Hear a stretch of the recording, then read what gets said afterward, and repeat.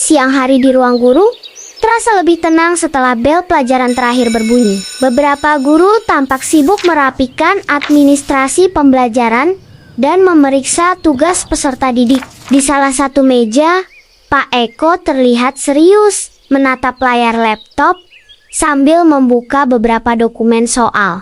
Kemudian datang salah satu guru bernama Pak Anas yang sedang melihat rekannya, yaitu Pak Eko sedang kebingungan. Saya sedang menyusun soal ulangan semester, tetapi masih ragu dengan kisi-kisinya. Kisi-kisi instrumen tes itu sangat penting, Pak Eko. Kisi-kisi merupakan pedoman dalam penyusunan soal yang memuat gambaran, ruang lingkup materi dan indikator yang akan diukur, sehingga soal yang dibuat tidak menyimpang dari tujuan pembelajaran. Berarti kisi-kisi bisa diibaratkan sebagai peta sebelum menyusun soal ya? Betul sekali, dengan kisi-kisi, setiap butir soal dapat dipastikan mewakili kompetensi dasar yang ingin dicapai. Selain itu, kisi-kisi juga berfungsi menjaga validitas dan keadilan dalam proses evaluasi pembelajaran.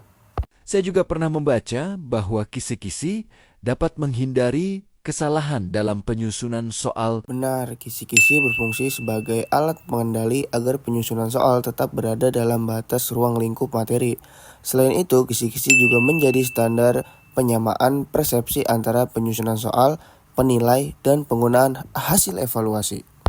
Kalau dilihat dari tujuan penyusunannya, apa yang ingin dicapai melalui kisi-kisi instrumen tes? Tujuannya agar instrumen evaluasi yang disusun valid dan reliable. Setiap butir soal harus mewakili indikator pembelajaran secara proporsional, memudahkan penulisan dan menelaah soal, serta memastikan hasil evaluasi benar-benar mencerminkan kemampuan peserta didik.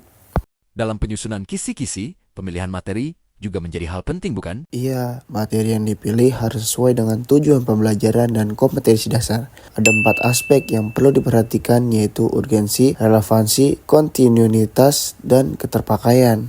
Artinya, materi yang diuji harus penting, selaras dengan KD, berkesinambungan, dan dapat diterapkan dalam kehidupan nyata.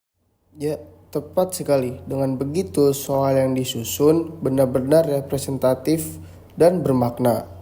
Bagaimana dengan indikator soal dalam kisi-kisi instrumen tes? Indikator soal merupakan tolak ukur pencapaian kompetensi dasar. Indikator harus memuat kata kerja operasional yang dapat diukur, berkaitan dengan materi yang dipilih, dan memungkinkan dibuat soal yang baik termasuk pengecohan.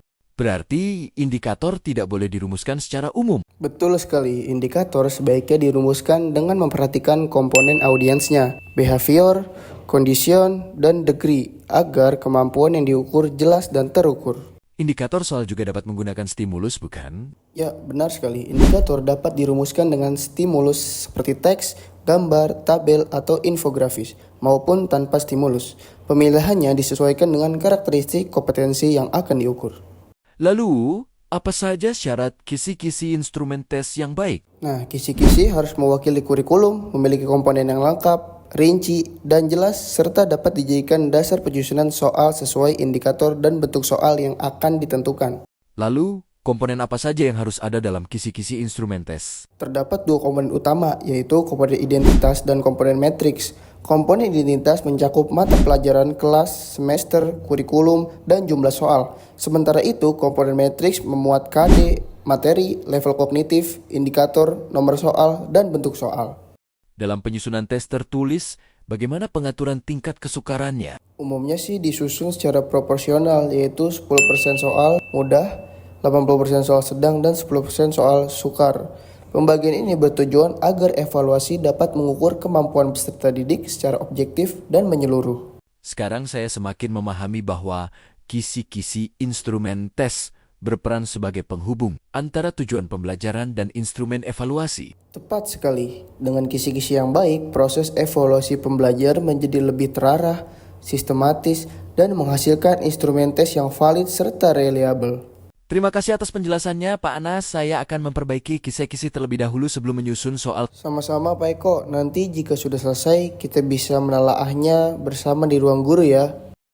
Suasana ruang guru kembali tenang. Beberapa guru melanjutkan pekerjaannya masing-masing.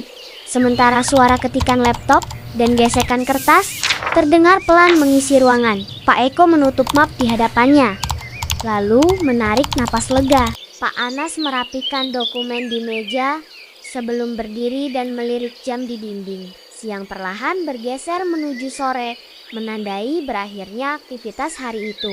Keduanya saling mengangguk, lalu kembali tenggelam dalam kesibukan masing-masing. Ruang guru pun kembali seperti semula, sunyi, tertib, dan penuh rutinitas.